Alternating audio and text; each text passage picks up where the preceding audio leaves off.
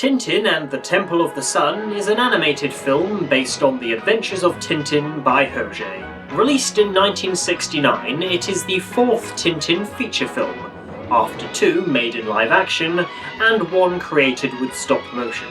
The movie was based on the comics The Seven Crystal Balls and Prisoners of the Sun. Though so to tell both stories within an hour and 15 minutes, the first comic's action is condensed down to 20 minutes. It was produced by the Belgian animation studio who several years earlier had produced the first Tintin TV series adapting several of Georges Remy's comics.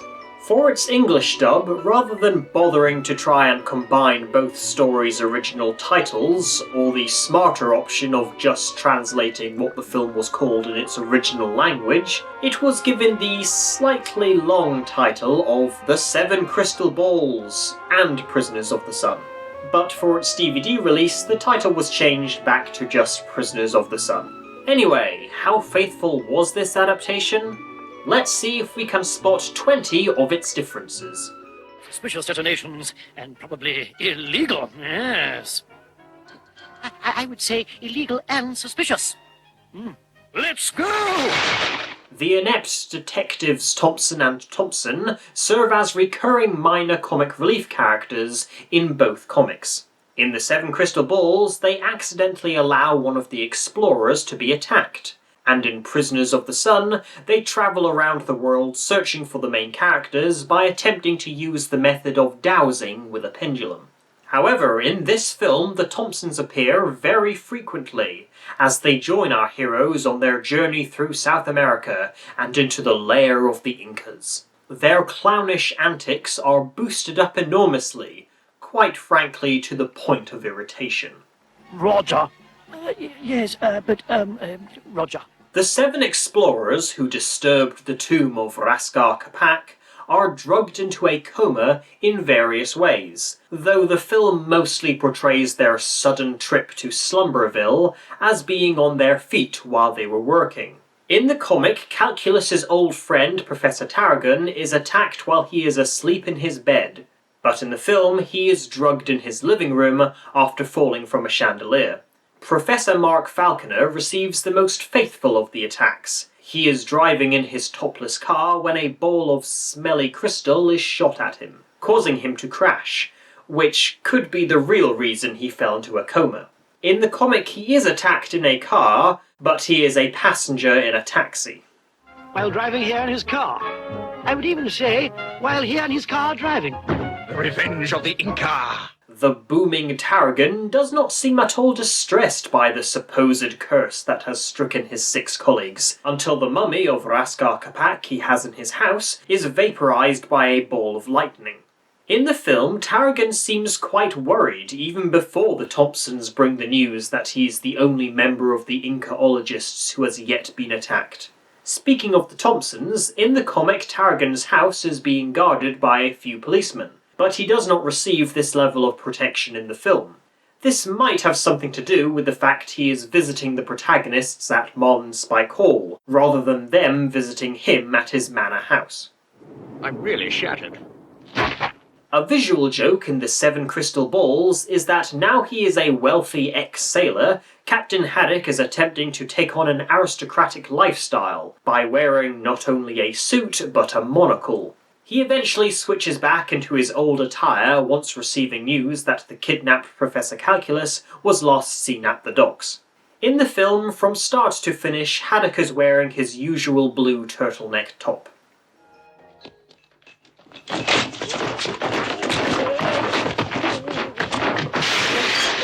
The deaf inventor, Cuthbert Calculus, is captured at the same time Professor Tarragon is knocked into a coma, and his kidnappers flee Marlinspike Hall via a helicopter. In the comic, Calculus is not stolen until the next morning, and the kidnappers escape via a car. We will find you again, I swear it, living or dead. Oh, yes. Sorry. Further to the west.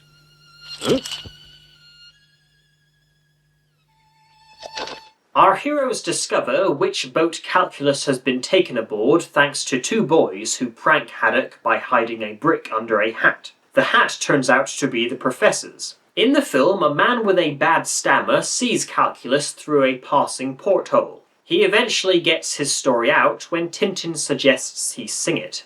Yeah, I'm a witness. I don't know what you want, Sir Witwit, but if you don't be quiet, I'll give you something to remember us by. You hear me? The backstory of Chiquito is completely removed from the film, as is the ex-General Alcazar's minor involvement within the plot. Instead, he and his accomplice are both unnamed, though his motivation for taking Calculus prisoner is still the same. It's serious sacrilege. He dared to put on the holy bracelet of Raskar Kapak and wear it. He must die. Arriving in Peru, the Thompsons put on their trademark disguises that they think will make them appear less conspicuous to the public. Ponchos and Native American feathered bonnets. They do not do this in the comic, nor, as I've mentioned, do they join Tintin and Haddock on their journey into the mountains and jungles of South America. Let's go. I'd even say we're off. Surviving leaping from a moving coach and dropping down into the river below, an iconic image for fans of the early 90s Tintin TV series, Tintin and his little dog Snowy begin walking back along the track, where they eventually find the captain, who jumped off slightly earlier. At that moment, a small coach arrives and gives the men a lift to the town. In the film, Tintin finds a handcart and uses that to collect Haddock and the Thompsons. The men have to pump all the way to the station. Pisco? So what's that all about then? One of their local drinks, so they say. What? Couldn't you have told me that before? While our heroes try questioning the locals if they've seen Calculus, the South American equivalent of a Morris dance festival is going on. Thompson and Thompson find themselves pulled into the circular dance, which of course leads to them prancing about like buffoons, rather than simply just walking out of the circle. There is no festival going on in the comic.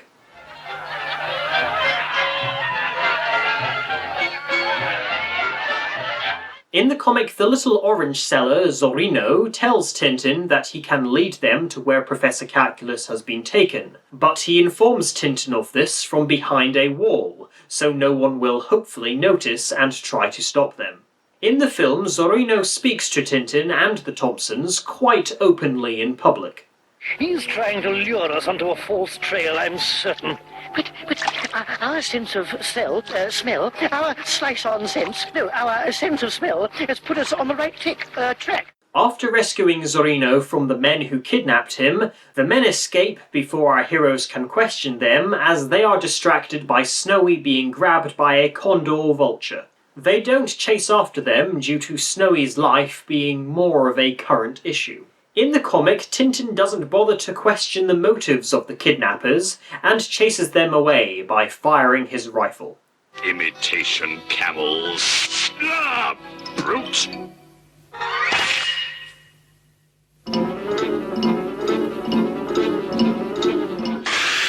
Although the avalanche is still caused by the captain sneezing, a contributing factor in the film is that the Thompsons, who are high above our heroes, start calling out to greet them, which leads to Haddock shouting back at them in a far from welcoming tone. All in order, Captain? Tell me the truth. I've been run over by a bus, haven't I? The image used on the comic's cover of the protagonists finding an Inca tomb containing a couple of mummies does not appear in the film, despite the secret entrance to the Sun Worshippers' temple being located in the same part of the cave. Seize them! Stand back, you anachronisms! Save! That's you! As a reward for showing great kindness in attacking the men who attacked Zorino, the man, later identified as Huskar, gives Tintin a medallion, which Tintin gives to the boy as it will protect him against execution from the Incan Emperor, the Prince of the Sun. As neither he nor his elaborate get-out-of-jail-free card appear in the film, Zorino is ordered to be burned at the stake too, but he is still separated from his foreign friends. I've got nothing to lose. Here I go. No, Captain, stay there, please! Out of the question! Yeah. The Prince of the Sun has a daughter who begs her father to have mercy on the trespassers. She joins in Zorino's song, and by the end of the film, after exchanging only one line of dialogue together, the two children are holding hands. This character does not appear in the comic. Adios, Zorino. I will carry the pearls of your tears in my heart. Calculus's robes are coloured completely differently. Another key difference regarding the Professor in this scene is that in the comic it is established that he thinks he is on a movie set. What a pleasure to see you. Oh, and Captain, how are you? Quite well, thanks. For reasons not explained, other than an excuse to end the film by causing him one last bit of pain, Haddock has a voodoo doll made too, even though he wasn't one of the explorers and the sleeping spell cast on them isn't ever used on him. Look here, this is all just phony magic.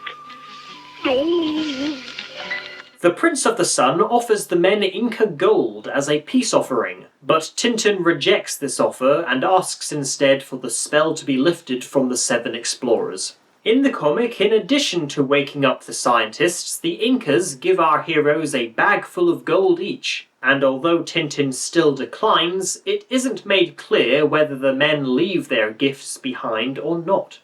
Now it is yours, all yours. Seriously?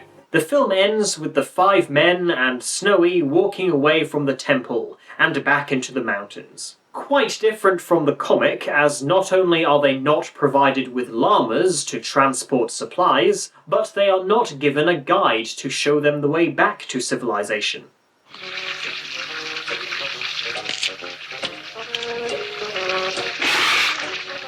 On the surface, this may seem to be a very loose adaptation of Hergé's work, but it overall doesn't tamper too much with the story and plot points. It adds more elements than it removes, such as the Thompsons becoming semi-main characters and giving Zorino an abrupt girlfriend.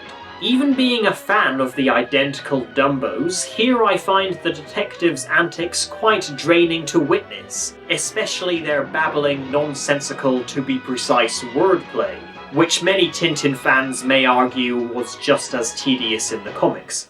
The highlight of their rather forced bumbling is when they somehow manage to run straight into a rock. A CGI motion capture version of the story has been stuck in development hell for almost 10 years.